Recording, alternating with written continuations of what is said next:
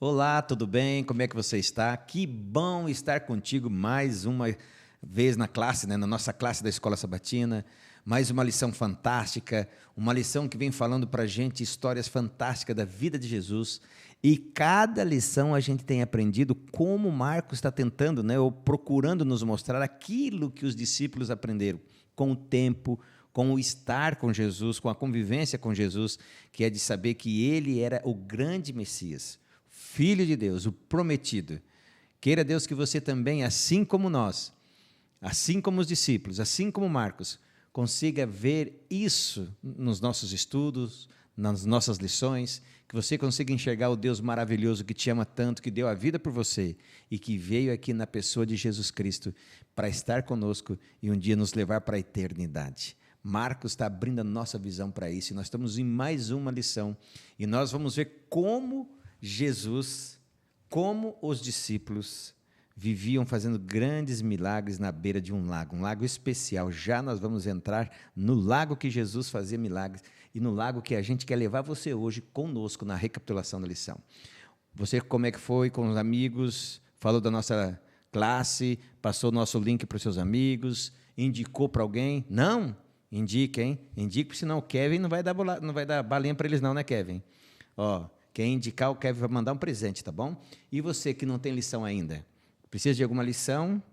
Se a gente acabou as originais, essas aqui bonitinhas que a gente tem, mas a gente tira um xerox, manda para você, tá? Para você acompanhar, estudar e acompanhar conosco o estudo, tá bom? Que Deus abençoe vocês. E hoje nós estamos aqui com uma pessoa muito especial, que sempre já, 2 vezes, né? 2 vezes esteve com a gente. Eu quero apresentar para vocês o Enio. Está ali o Enio. Enio, ó, obrigado, tá? Eu que agradeço o convite. É sempre um prazer estar aqui com vocês para estudar a palavra de Deus. A gente aprende cada detalhe, cada coisa nova, né? E a gente vê um Deus tão amoroso e tão intencional. Muito obrigado, Enio. E o nosso professor de sempre, né? O nosso mestre, PhD em Escola Sabatina. Como é que você está? Como é que vai, Joel? Você falou uma pessoa muito especial, achei que era eu. Não, você era é mais ele. que especial. Ah, você é para me sim. consolar. Tem que consertar agora, né? Você é para me consolar. Tem que consertar agora, senão vai fazer birra. Fala, não vou vir mais na lição. Bom ter você, amigão. Estou bem. Não, a vocês que não sabem, olha, o nosso amigo aqui sofreu com um probleminha, graças a Deus está resolvido, né? É um problema renal aí, pedra nos rins. Eu fiquei aí uns 2 meses. Até eu não gravei Isso, por várias causa lições disso. aí, porque Teve que dar umas férias para incapacitado. você, né? É. Mas mesmo assim, teve dia que ele veio aqui, mesmo incapacitado, nos ajudou. Obrigado, tá? Obrigado pelas orações. Muito Obrigado pelo apoio e pelas orações. E que Deus continue abençoando, tá? Que essa Amém. pedra agora demora uns 100 anos para vir, tá bom? Aí Jesus já voltou. É bem e por isso, vai ter resolveu mais o problema. pedra. Kevin, muito obrigado. Kevin, que Deus abençoe você, tá? Enio, nós vamos entrar para o estudo da lição, e antes da gente entrar para o estudo da lição, é bom a gente sempre procurar na presença do Espírito Santo. E lá, do outro lado, terão pessoas, né, que juntamente conosco estarão intercedendo por elas e por nós também. Então, você tem o privilégio de abrir a nossa lição com uma oração, e você que está em casa, ou você que está no trabalho, onde quer que você esteja, interceda conosco. E aquele pedido especial que você tem, coloque também nas mãos de Jesus, junto com o Enio, e a gente garante para você, Deus fará o melhor por você. Tenha 100% certeza, confie sempre. Mesmo que às vezes pareça que as coisas estão meio atrapalhadas, continue confiando, tá bom? Ora para a gente, Enio. Oremos então.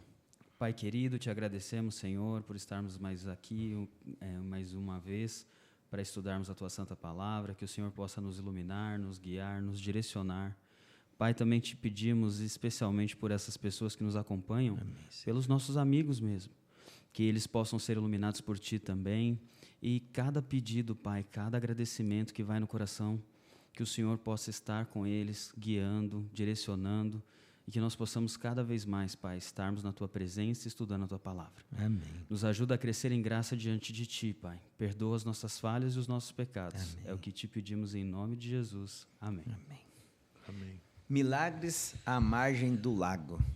Eu não sei vocês, eu tive o privilégio de conhecer Belém do Pará. Joel, nunca vi tanta água na minha vida. Olha, água doce, nunca vi.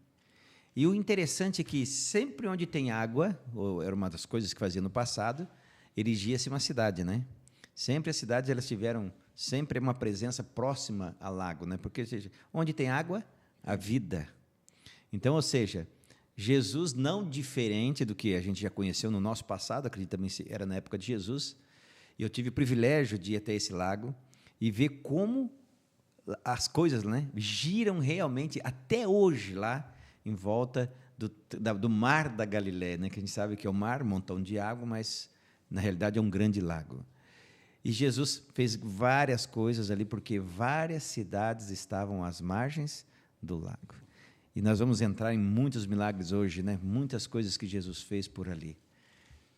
Quando você começa assim, a pensar o lago da Galileia, o que vem na tua cabeça? Eu sou de Santos, né? Então, Tu é sou mar. caiçara. Tu é mar. Eu fiquei lá. Mas é o Rio lá, Caixão que tem aqui. E fiquei até os 6 anos lá antes de mudar para São Paulo, né? Então, o mar é lindo, é uma coisa maravilhosa, né? Criação de Deus. E nada melhor que ver essas histórias. E na palavra de Deus a gente encontra Jesus sendo intencional em cada detalhe. E isso é muito interessante. Nós vamos estudar aí histórias de pessoas como nós. E muitas vezes nós ficamos presos, descontentes, alarmados, com medo, assustados. Mas Jesus sempre nos protege, nos guia. Ele é o nosso capitão, né? Tem um capitão da embarcação, é Jesus Cristo. Sim, amém por isso. Joel, você e os lagos. Quando você vai para a Bíblia, eu sei que você gosta muito de estudar a Bíblia, nós também gostamos, mas você olha com alguns olhos mais clínicos que nós. Quando você vê essa questão do lago, os milagres que Jesus fez, o que nós vamos adentrar agora, como é que fica o teu coração?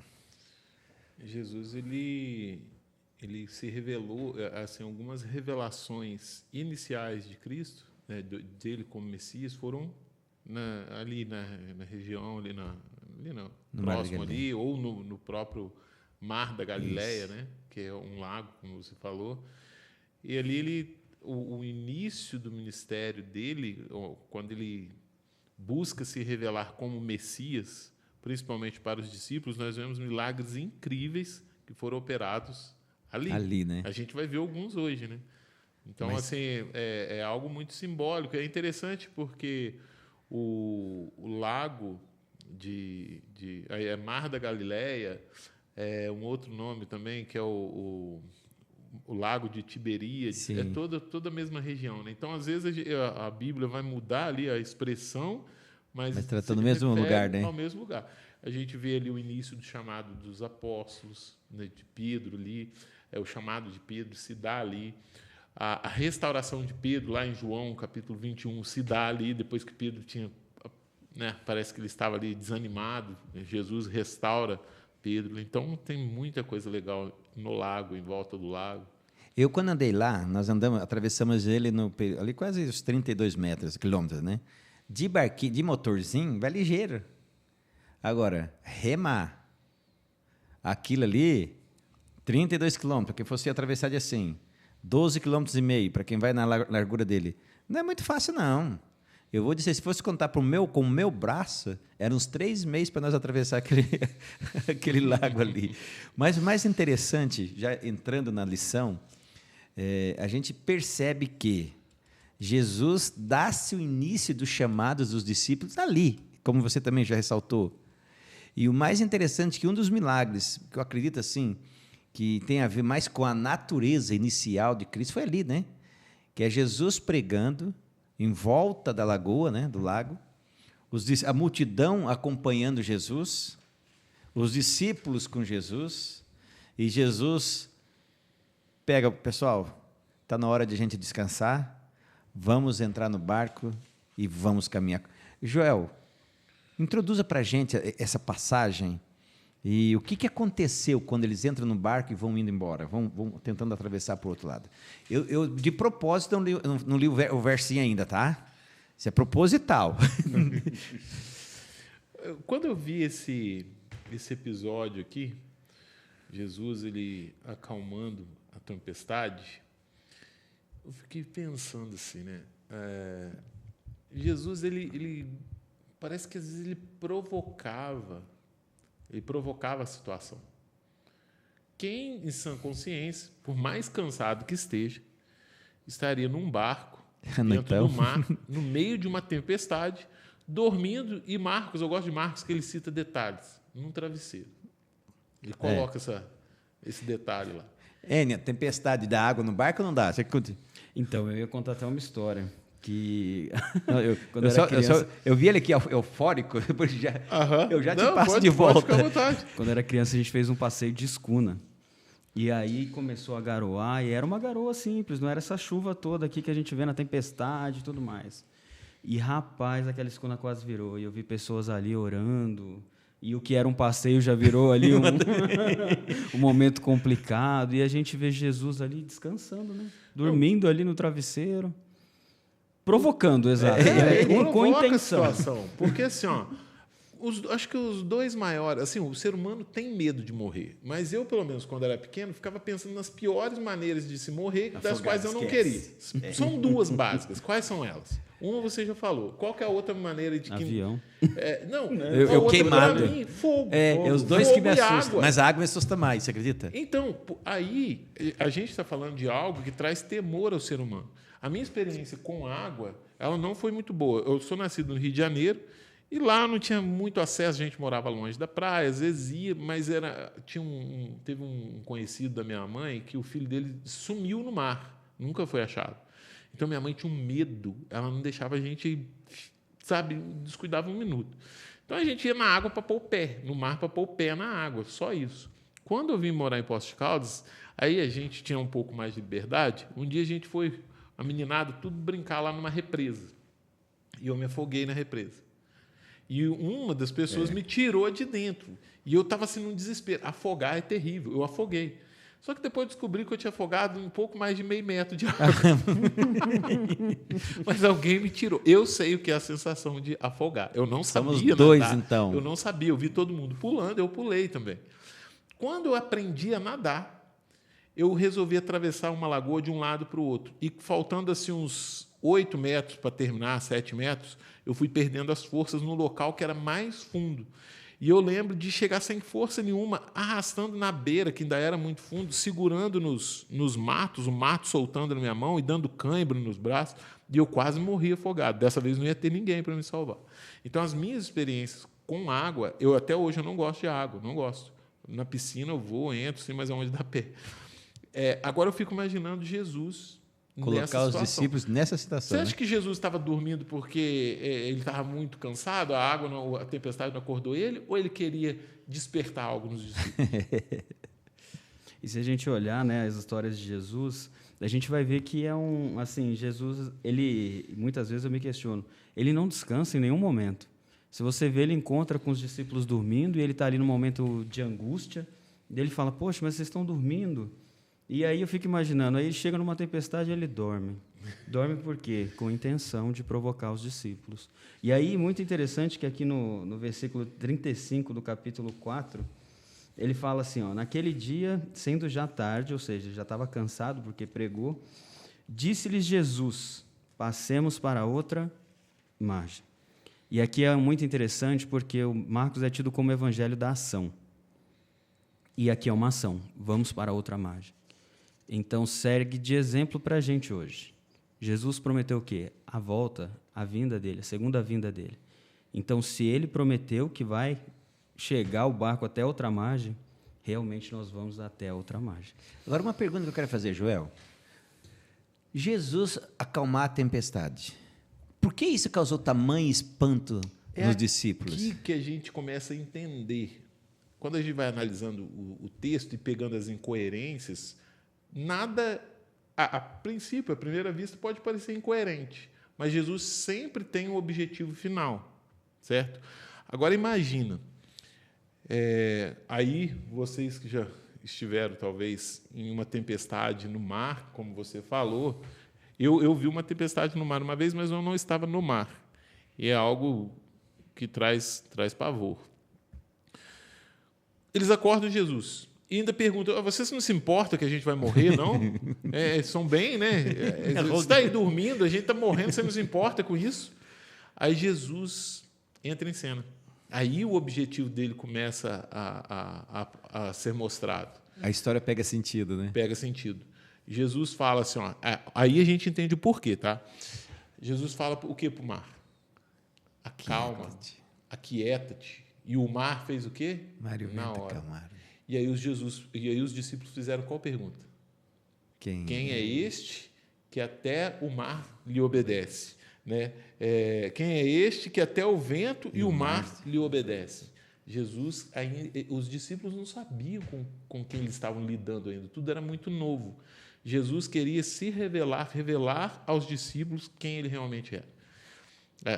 A lição fez um link lá com o Antigo Testamento, mostrando o poder de um Deus criador. E aí que a gente vai tirar as lições de que Jesus ele vai levar o barco até o outro ponto, que com Jesus nós estamos seguros, que com Jesus nós não estamos isentos das tempestades, que a palavra tem poder, que Deus ele é criador, que Deus ele tem poder sobre... Nossa, aí a gente vai tirar muitas lições para a gente aprender, mas o objetivo que eu vejo que Jesus provocou essa situação é que ele queria que os discípulos conhecessem ele melhor. Ou seja, é melhor com Jesus num barco no meio de uma tempestade do que sem ele na praia, né? Exato. Que Jesus queria despertar, fazer a fé deles crescer. Eles precisavam ter... A fé deles precisava se desenvolver. Sim. E, às vezes, a nossa fé só vai ser desenvolvida dessa forma. É através da provação que a gente cresce. Né? Exatamente. Então, é a tempestade mesmo. Você vai passar pela tempestade com Jesus e ali você tem um crescimento. É interessante também que ele mostra a natureza divina dele, né? A soberania de Deus ali controlando as forças da natureza, algo que ele criou ali, os céus, a terra, o mar, e ele tem autoridade sobre isso, né? E interessante que os discípulos, eles são pessoas teimosas como a gente hoje em dia. Por quê? Você vai ver mais para frente, e vou dar um spoiler aqui, porque próximo trimestre a gente vai estudar um pouquinho sobre João, então o evangelho aí segundo João. E o que acontece? A gente vê Filipe lá falando assim, Senhor, mostra-nos o Pai. E olha só esse exemplo aqui, né, na tempestade. Ele está mostrando, olha aqui, filho. Eu até perdi aqui o texto, estou procurando o texto aqui, Joel, você que é mais... Onde no livro de Salmos fala, né? Que Deus fala... Tem Salmo 104, 9, agora o verso exato. Ali fala, né, que Deus fala as ondas, né, o mar se acalma. Ou seja, o salmista falava de um Deus que se revelou em Jesus, a ação desse Deus, né?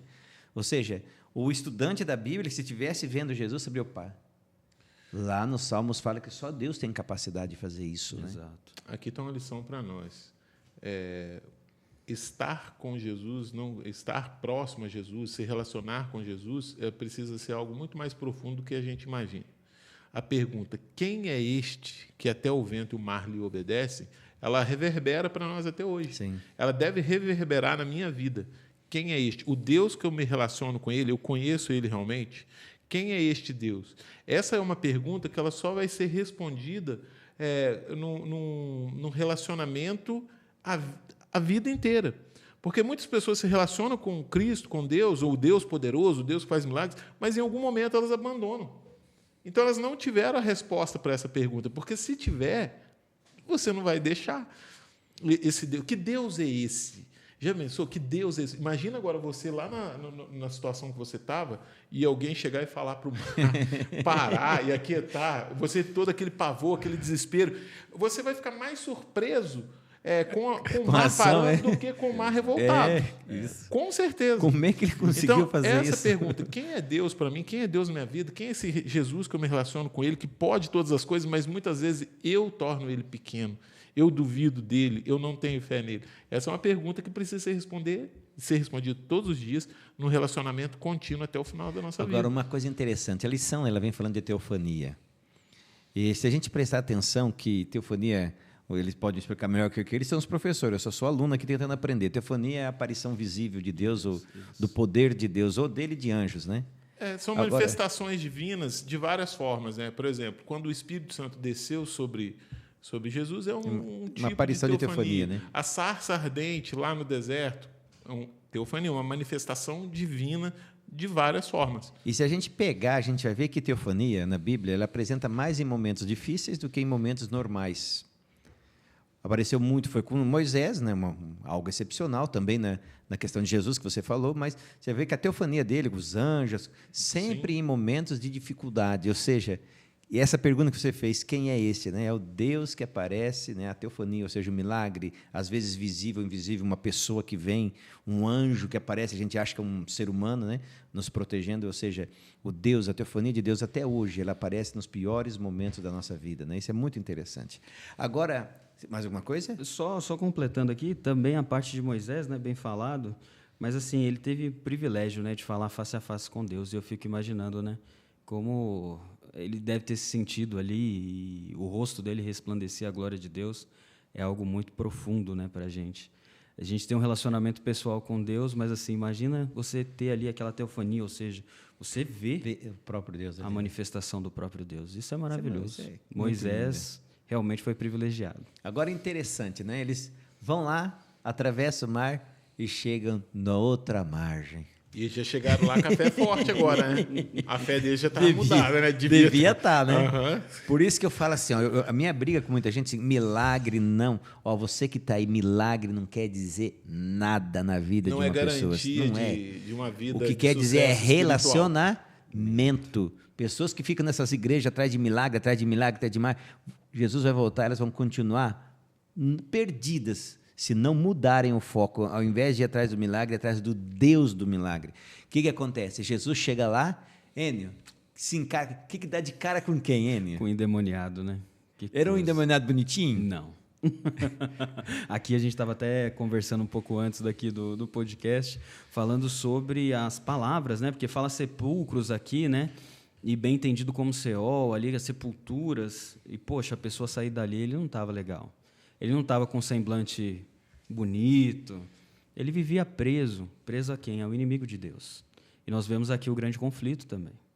E o que me chama mais atenção e assim me deixa como exemplo também para nós hoje é que os demônios reconheceram a soberania de Deus, Isso é... de Jesus, no caso.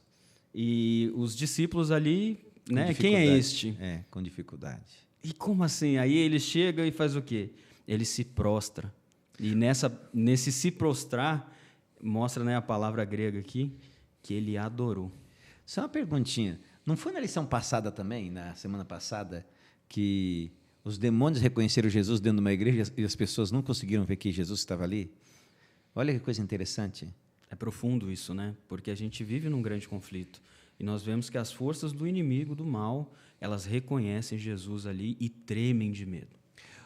Me conta por que é ouvindo um sussurro acima de um grito? Bom, eu posso... Vai longe, vai longe. Especial aqui, porque é o seguinte, eu vivi algo muito parecido com isso aqui. Certo? Não sei que quantos já viram manifestações demoníacas, pessoas dominadas. Só que no meu caso, foi um caso assim, muito fora do contexto de uma... assim, de expulsar demônio. Não foi nesse contexto. Eu morava num bairro e lá tinha uma pessoa que ele sofria constantemente com possessões demoníacas. A gente morria de medo dessa pessoa. Não é só você, não. Ele era forte, era uma pessoa forte e raramente saía na rua. E ele tinha os braços todos cortados, todos com gilete, que era pacto, as pessoas diziam, pelo menos, que era pacto que ele fazia com o inimigo. Então, às vezes, a gente estava brincando. Quando ele surgia na rua, se a gente podia correr, a gente corria. Se a gente não podia, quando ele passava, a gente fazia. Ficava tudo uma apreensivo quando ele passava. Era uma situação complicada. Depois eu cresci. E aí, um dia, eu estava fora da igreja, estava no mundo de bebida, a gente estava num bar. Ele chegou lá. E ele não podia beber. E nesse dia ele tinha bebido. Ele ficou possuído na nossa frente. Só que, quando eu era menino, eu tinha medo. Já na idade que eu estava, e no contexto de vida, para mim era frescura. E ele não tinha medo daquilo lá mais. Pensava que era qualquer outra coisa. E ele começou a ter umas manifestações, só que aqui, o que eu quero colocar aqui é algo que reflete aqui quando eu vejo a situação. O endemoniado, quando ele chega, ele adora Jesus. Eu vi isso acontecer. São momentos de lucidez e momentos de possessão intermitentes. E nessa situação que eu passei, quando ele estava normal, Ele falava normal, a expressão do rosto era normal, os olhos eram normais. Mas quando ele ficava possuído, os olhos avermelhavam, uma voz totalmente diferente, distorcida, começava a falar. E aí a gente juntou em 6 homens para segurar esse cara. Ele caiu morro abaixo. Então pensa você deitado, morro abaixo, com 6 pessoas em cima de você, que força que você tem? Ele jogou nós tudo para cima. E o irmão dele chegou e pediu ajuda. Aí a gente estava tentando dominar ele para colocar ele dentro do carro e levar para o hospital, para eles dar aquela injeção que a pessoa paga. E aí a gente conseguiu com muito custo. Nos momentos de lucidez dele, ele pedia ajuda. E teve um momento que a gente foi chamar a polícia, a gente chama a polícia, a gente ligou e não tinha uma viatura disponível. E aí eu lembro dele soltar uma gargalhada grotesca, dizendo assim, eu estou causando essa situação lá no centro da cidade. Então, quando a gente conseguiu colocar ele dentro do carro, a gente rodou 10, 12 quilômetros com um possuído dentro do carro, que quando ele manifestava, ele queria quebrar tudo dentro do carro. Até a gente chegar no hospital e ele tomar ali uma injeção e ele apagar. Eu fiquei pensando o seguinte, toda vez que eu me deparo com essa história aqui, eu lembro exatamente disso. O medo que as pessoas tinham, porque aqui está dizendo que ele vivia, pelo jeito ele vivia andava nu. Ele vivia nu. Ele era acorrentado, morava no cemitério. Quebrava as correntes. Pensa uma pessoa que mora no cemitério, quebrava as correntes. Então, assim, quando Jesus fala, o mesmo poder da palavra do mar lá, né? E aí hoje eu estava refletindo sobre esse milagre aqui. Qual milagre foi mais expressivo na Bíblia? Geralmente a gente se atenta a Lázaro, mas eu acredito que esse milagre ele foi mais muito expressivo. Forte. Porque para quem viveu a situação, igual eu estive lá naquela situação, alguém falar como Jesus falou, né, e a legião sair, na época eu estava num contexto de vida totalmente diferente. É algo surpreendente. Mais uma vez, a fé dos discípulos sendo o quê? Trabalhada. E você que fez a pergunta, e os discípulos? Eu imagino até assim, os discípulos assustados e correndo. Com certeza. Porque era o que a gente iria fazer, né? Ver a pessoa certeza. ali numa situação ruim, né? E ninguém podia prendê-lo, como diz a Bíblia. Então o pessoal tinha medo. Eles já estavam assustados por causa da tempestade. E agora chega ali um endemoniado, né? Vivia ali nos túmulos e daquela região. E assim, com uma aparência ruim, se cortava com pedras. Então é complicado. Os discípulos ali sentiram medo. Agora, uma coisa muito interessante. Quando Jesus cura ele se tornou um discípulo de Jesus. Sim. E ele pedindo para Jesus ir. O que Jesus fez? Né? O que Jesus fez com Helene? Falou para ele ficar ali e contar tudo aquilo. E aqui faz um contraponto com a cura do leproso, né? E muito intencional, mais uma vez, Jesus provocando ali, por quê? Nós temos ali aquela região, o idioma seria o grego. E ali a gente vê o quê? Que o evangelho deveria ser pregado ali. Então, diferente ali dos fariseus, porque a cura do leproso foi lá, né? No contexto judaico da época. Então, Jesus fala, não conta. E agora vai lá, fica conta. E conta. Conta tudo o Achei que muito, aconteceu. Quando o autor coloca essas numa lição, numa semana outra, olha que contraste que Jesus cria.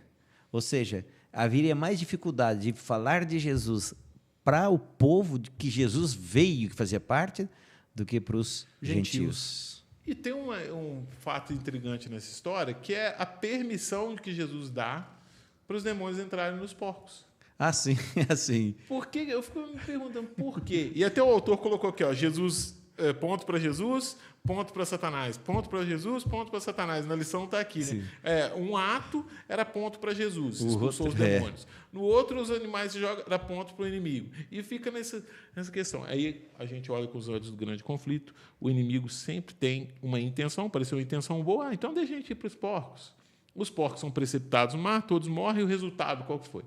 Então, assim, o inimigo sempre tenta atrapalhar a obra de Jesus. Mas o que me chama a atenção aqui é que Jesus disse assim, lá em Mateus 6, os passarinhos não semeiam, mas nenhum morre de fome. Né? Os lírios, eles não tecem, mas eles estão São vestidos, lindos, né? né? E Mas- Jesus falando ali da solicitude da vida, da preocupação com comer, beber, vestir. Aí ele fala assim, ó, quanto mais vale um homem do que um passarinho? Ele faz essa pergunta. Quando Jesus esteve na sinagoga lá e as pessoas não queriam que o homem fosse curado, ele falou assim, ó, vocês no dia de sábado vão lá e tiram um animal, né? Mas um homem não pode ser curado. Quanto mais vale um homem do que um animal? Aqui o texto, no verso 14, diz que os donos dos porcos, eles correram para a cidade. Chegou lá, contou, aí veio o povão. Quando o povão chegou, os que presenciaram a história contaram tudo de novo para aquelas pessoas que vieram ver. E qual foi o pedido delas? Suma daqui. Some daqui, né? Quanto mais vale um homem Do do que que um animal. Hoje nós vivemos um momento onde, sim. onde muitas pessoas têm gasto dinheiro, tá? Dado mais valor. Tem uma frase Até aí as que alguém leis, né? disse o Até negócio as assim, ó, leis. quanto mais eu conheço os humanos, mais eu gosto dos meus cachorros. É uma frase que se tornou famosa um tempo atrás aí. As pessoas têm dado pouco valor ao ser humano. Agora, uma coisa incrível também, eu já passo para ti, eles não podiam ter saído quietinho e ido para os animais? É intrigante essa história. Por que não foram? Até porque, ou seja, na presença de Deus, eles não têm capacidade nem de possuir porcos. Se Jesus falasse não, eles não iriam. Agora, foram 2.000 que ficaram... 2.000 porcos.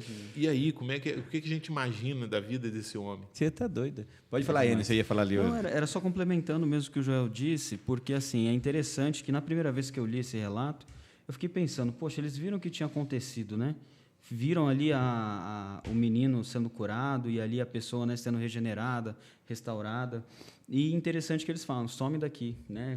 Por conta do prejuízo financeiro que tinham tomado, né? E ali sem racionalidade nenhuma, porque eles viram o Messias. Eles puderam presenciar ali, né, a soberania de Deus. Os demônios ali, né, se submeteram, pediram permissão para sair, né?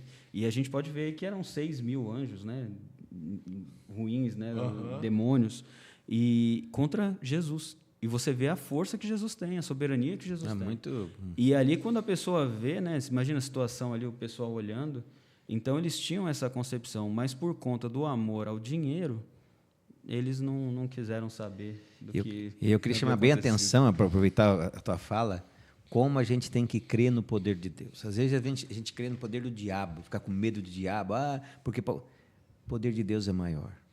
Qual o problema que você está enfrentando? O poder de Deus é maior. A solução com Deus é maior.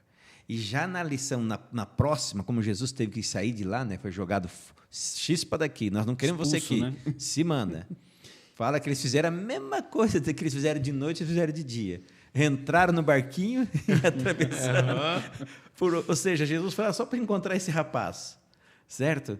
Deu um encontro, sabia que Jesus sabia que ia ter que ir embora de novo, já foi embora.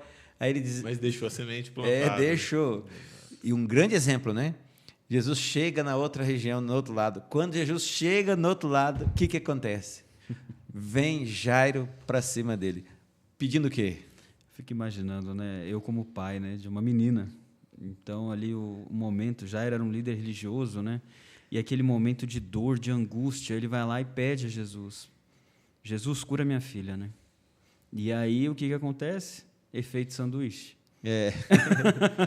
Mas nós temos antes de você ir pro sanduíche, É um interlúdio, É um né? interlúdio. mas aí. antes de você ir para o sanduíche, os líderes religiosos, todos que a gente vê detestavam Jesus. Esse Jairo foi uma exceção, né? Será que foi o desespero, Joel, que fez ele amar tanto a Jesus a ponto de ir atrás de Jesus? Porque, assim, se você vê na Bíblia, eu não vejo nenhum líder religioso correndo atrás de Jesus e chamando Jesus. Jairo é o primeiro que eu vejo. Nós vemos fazendo até isso. Nicodemos com vergonha ainda encontrar Jesus num horário, né, que não tinha muita gente. Foi interessante você citar Nicodemos, porque o que é que leva Nicodemos a buscar Jesus num momento como aquele, reservado, de noite? O que tinha no coração de Nicodemos para ele tomar aquela atitude? Será que era curiosidade? Não era curiosidade. Algo já havia sido despertado, ele tinha uma certeza, mas as circunstâncias jogavam contra ele. Acredito que muitos líderes religiosos tinham convicção de quem era Jesus. Ele só não tinha uma filha em casa doente, né, para ir atrás, né? E outros, o orgulho, as situações, as posições dentro da sociedade não deixaram, e alguns com essas atitudes foram endurecendo o coração e rejeitaram Jesus de uma vez por todas. Mas a situação de desespero levou ele a se jogar aos pés de Jesus. E eu notei algo, vou dar um spoiler também, que no meio ali tem a situação da mulher com fluxo de sangue. A gente tem a história do endemoniado, aí Marcos cita que o endemoniado, quando chega até Jesus, ele se prostra. Jairo, quando chega até Jesus, ele se prostra. A mulher do fluxo sanguíneo, quando ela é curada, ela chega até Jesus e se prostra. E eu vejo assim, um misto de sentimentos do antes e depois do encontro com Jesus. Qual era a expectativa de Jairo, que se passava no coração de Jairo, pai de uma menina, à beira da morte, aquela situação toda? Qual era a expectativa? Qual era a expectativa da mulher que ouviu falar de Jesus? Parece que ela aproveita a situação, o local que ela estava. E qual era a expectativa dela? Vamos lá, uma vida de anos e anos doente. 12 anos. Gastou todos os seus... Era uma mulher com uma carga muito emocional muito grande, né? Rejeitada, negativa, preconceito, né? Sofrimento, doença, tudo na vida dela. O endemoniado sofria demais, ele tinha os seus momentos de lucidez, tinha os seus momentos de possessão, era rejeitado pela sociedade também. Então, era um misto de sentimentos que todos nós estamos sujeitos. Mas depois do encontro com Jesus, qual foi? Parece que dá aquela... Né? Alívio, né? Aquela respirada, se mostra um Jesus que ele acalma a tempestade, que ele expulsa demônios, que ele ressuscita pessoas, que ele cura pessoas. E tudo isso os discípulos estavam aprendendo e vendo, presente. Confirmando. Né? Eu acho assim, essa lição aqui, eu gosto de pegar alguns pontos. Essa lição Jesus está querendo mostrar para os discípulos, ensinar para os discípulos, fortalecer a fé dos discípulos o tempo inteiro. A cada passo que ele dá, ele faz isso. E uma coisa... Pode tem uma palavrinha aqui que a gente precisa reconhecer também, a humildade, né? Porque exatamente. Nicodemos, Jairo, o endemoniado, a mulher que sofria de fluxo sanguíneo, de sangue, todos eles tiveram humildade para reconhecer quem era Jesus. Né? Todos ali tinham esperança de ser curados. Tanto que ele fala, né, filha, tua fé te salvou.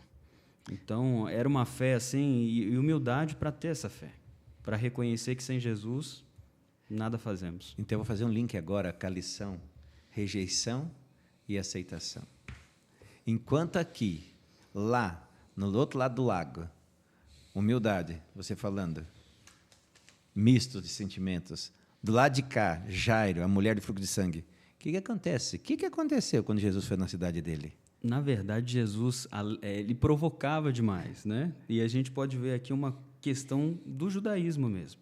Se a gente for estudar, a gente tem aquela parte do toque, que o judeu não toca em cadáver. E nós vemos o quê? A cura da filha de Jairo com o quê?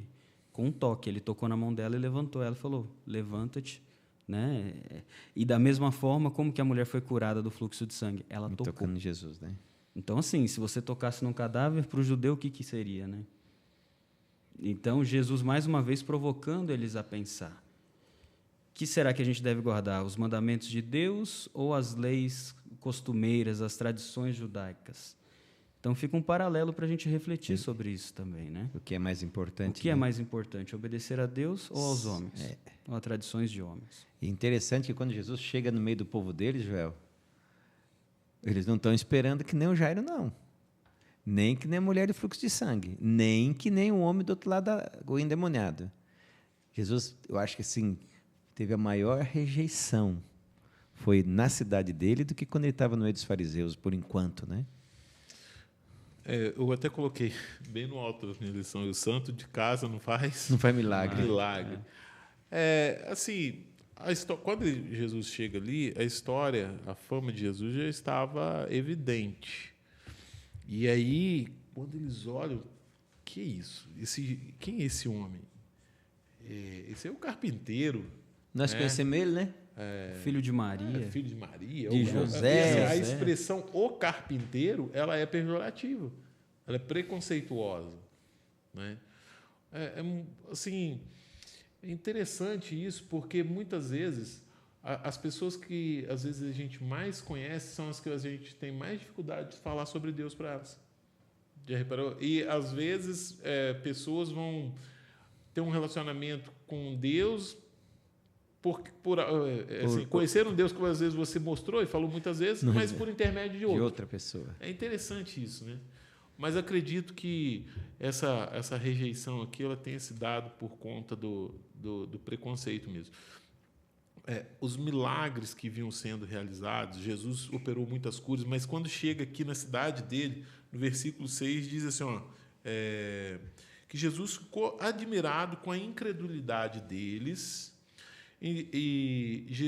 Então Jesus passou a percorrer os povoados ensinando. Jesus ele sai dali e aqui diz assim no verso 5: e não pôde fazer ali nenhum milagre, exceto impor as mãos sobre alguns doentes e curá-los. E ficou admirado com a incredulidade deles. Agora, um Deus soberano que ali admirado com a incredulidade, né? Quanto que essas pessoas perderam ele? Demais, né?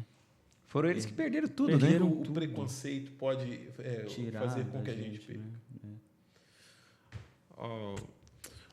A gente agora fala como algo do momento. Os adventistas do sétimo dia têm sofrido muito preconceito. Jesus, certa vez, para os líderes judaicos, ele falou: já que vocês não estão acreditando em mim, acreditem então nas minhas obras. Certo? Não quer. A gente tem aí, que não acreditar nenhum e nem outro. A gente tem aí muitas pessoas se levantando. Teimosos, não era? Nossa, principalmente com a internet. Hoje ampliou assim, a notícia, ela se amplia. E tem muita gente criticando a igreja adventista por um monte de coisas. Se vocês não creem, acreditem nas obras. O que eu quero dizer com isso? Que nós temos o dever de pesquisar nas fontes, procurar saber se realmente as coisas são porque quando você vai ouvir falar, os caras falam coisas que nunca foi falado por ninguém de nós. O que eu quero dizer com obras não é questão assim, de orgulho próprio, não é isso. Porque quando Paulo, quando Gamaliel lá, as pessoas se levantaram contra o cristianismo, aí, qual foi o conselho de Gamaliel? Deixa eu falar um negócio para vocês aqui, ó. Se essa obra não for de Deus, vocês não precisam se levantar contra ela. Isso aí não vai ter o quê? Resultado. Se essa obra é de Deus, também não adianta vocês se levantar contra ela, vocês estarão lutando contra Deus. O próprio Deus. Então, a obra adventista é uma obra que inicia pequenininha, ela vem crescendo. Qual o objetivo do adventista do sétimo dia? Pregar o evangelho a todo povo, nação e língua, preparar um povo para o encontro com o Senhor, anunciar a volta de Jesus, que está muito próximo. Esse é o objetivo. Então, o preconceito que é criado, ele impede muitas pessoas de verem uma verdade maravilhosa. Quanto que essas pessoas perderam? Perderam muito. Na cidade delas? Perderam muito e até perderam tanto. Enio, quando eu vou para a lição de quinta-feira, o que eu vejo que acontece lá? Entendeu? Um tipo diferente de Messias, né? Eu acho que o título é bem pertinente, porque eles imaginavam um Messias com grande riqueza, um rei. Olha, a gente vai ter um rei aqui que vai nos livrar da mão dos opressores, dos romanos, e não era isso, né? Jesus nasceu o quê? Uma manjedoura, humilde, pobre. E aí eles não entenderam, né? Olha só que interessante que fala aqui. Como Jesus lidou com diferentes problemas messiânicos. Para os perdidos, ele ensinou a verdade. Para os famintos, ele multiplicou os alimentos. E para os discípulos, ele acalmou o mar. Então, assim, ele é o Messias. Não tem muito o que falar, né? Por isso que, para mim, a tônica dessa lição é Jesus querendo mostrar quem ele realmente era e a obra. Porque Jesus operou muitos milagres em certos lugares, Jesus andou sobre as águas, Jesus acalmou o mar, Jesus multiplicou pães e peixes, muitas pessoas foram beneficiadas, a mulher foi curada, o endemoniado foi restaurado a sua sanidade, a filha de Jairo foi ressuscitada, mas João Batista, a lição trouxe para nós o que aconteceu com ele, com João Batista. Morreu enforcado. Não, decapitado. Enforcado na cabeça. Aos olhos humanos, João Batista estava abandonado. Exato. João Batista recebeu algum milagre de Jesus? Era primo dele. E aí, a questão é, como você falou, as pessoas que são dependentes de milagres. E se o milagre não vier? Nossa, tem uma história triste aqui. Por causa de um milagre, a pessoa largar a fé em... Deus não fez um milagre, Deus não existe. É complicado. Mas a gente tem que prestar muita atenção nessas coisas, né? Nós já temos que encerrar a lição, porque Jesus ele vai se mostrar de diversas formas, né? E lembra que eu tinha deixado para vocês, falando que eu tinha deixado o verso, você já vai pensando que você vai falar, que eu vou dar um tempinho para vocês não terminar. Beleza, já certo? tem aqui o... Vocês lembram lá que falei que tinha deixado o verso para agora. Jesus, porém, não o permitiu, ao contrário, ordenou-lhe: vá para a sua casa, conte aos seus parentes e conte-lhes tudo o que o Senhor fez por você e como teve compaixão de você. Ou seja, Jesus aqui, ele pede para fazer duas coisas só: a compaixão que Deus tem, segundo, o que Deus pode fazer por qualquer pessoa. Amém. Eu achei esse foco da lição, né? Ou seja, o Deus maravilhoso, que a teofonia presente em todo o livro de Marcos, né? De forma, vamos dizer assim, encapada em carne e osso, né? Mas veio só para fazer essas duas coisas, né? Contar, salvar e mostrar a compaixão que um Deus tem por pessoas pecadoras, né? Eu queria que vocês encerrassem com o ponto principal da lição de vocês. Pode começar você bem rapidinho, porque o Kevin já fez assim já. Eu quero colocar aqui um ponto seguinte, sobre João Batista. João Batista foi o precursor de Cristo. Ele foi o primeiro que anunciou ali: o reino de Deus está próximo. E João Batista morre. Mas nós vemos uma ação de Satanás e uma contra-ação de Deus. João Batista morre, lembra da frase que foi dita lá no Éden? Tu lhe ferirás a cabeça e ele lhe ferirás o calcanhar. João Batista morreu e veio quem? Jesus. E com mais 12. Com 12. Então, de 1 partiu para 13. Certo? No final do ministério de Jesus, lá em Atos, quantas pessoas estavam reunidas? 120. De 1 para 13 para 120. E logo depois foram batizadas... 3 mil, né? 3 mil, depois subiu para 5 e tal. Então, eu gostaria de colocar aqui, Jesus ele quis se revelar quem ele era e a obra dele. Mas existem os ciclos que são encerrados. Quando se encerrou o ciclo de João Batista, apesar dele não ter recebido milagre, ele havia cumprido o que lhe fora confiado. Jesus encerrou seu ciclo ali, né, o ministério, na morte de Jesus. Os discípulos depois foram perseguidos e mortos, mas foram multiplicando, assim como os pães e peixes, que é o alimento para nós, e chega até hoje. Nós temos uma missão. Nós precisamos conhecer esse Deus que se revelou dessas formas na lição. Se o milagre vier, será bem-vindo. Se ele não vier, nós não podemos desistir, mas nós temos um ciclo a cumprir. E vamos ter que cumpri-lo, senão ficaremos devendo para Deus. E né? Hoje, o que é o cristianismo no mundo? A maior religião do mundo. Isso. O que eu levo de lição da recapitulação, né? São vários assuntos, mas assim, Jesus fala para os discípulos o quê? Vai, leva o teu bordão e prega o evangelho. Ou seja, você não precisa levar comida, você não precisa levar mantimento. Vai, leva o teu cajado e prega o evangelho. Então, foi essa a vida de João Batista, como bem falou o Joel, que, de forma humilde, levou a mensagem, pregou e foi fiel até o fim. É até interessante que Herodes achou o quê? Que ele era uma reencarnação de Jesus, né? No caso, era a reencarnação de João Batista, né? E ele deve ter ficado assustado ali, amedrontado. E agora, o que eu vou fazer? Estou frito. Mas o que serve de lição é, leva a mensagem do Evangelho, não importa como você vai fazer isso, Deus vai te dirigir, e de forma humilde, não precisa de altos equipamentos, altos recursos financeiros, vai da onde Deus te mandar, porque, como ele disse, vamos à outra margem, e essa outra margem é garantida. Amém, amém, amém. E pegando já o teu gancho, pegando o gancho do Joel falou que se multiplica, os ciclos vão, se multiplicou, você falou que a nossa obrigação é ir, a gente tem que ir, que na outra margem vai acontecer, mas eu volto no verso. Jefferson, que eu vou? Como eu não sei pregar, eu não sei falar, eu não sei dar estudo bíblico. Então só faz, por favor, duas coisinhas que Jesus falou para um cara que também não sabia pregar, nunca tinha escutado tanta coisa de Jesus, só foi para só conta para as pessoas o que Jesus fez por você. Só, mais nada, só conta para as pessoas que Jesus fez por você. E segunda coisa, mostre para Jesus, para as pessoas, a compaixão que Jesus tem por você, pecador. Porque se eles conseguirem ver a compaixão que Jesus tem por você, eles também vão sentir a mesma compaixão por eles. Se você contar aquilo que Jesus faz por você, porque às vezes você é que nem eu, teimoso, fica falando mal dos outros, vendo coisa que não presta, fazendo coisa que não presta. Sabe, é ser humano. Se a gente mostrar para os outros a compaixão que Jesus teve conosco, e se a gente conseguir mudar essa vida e mostrar para as pessoas que Jesus fez, você vai estar fazendo a maior pregação do Evangelho. Não precisa estudar teologia, não precisa fazer que nem o Joel, que entende tudo de trás para frente.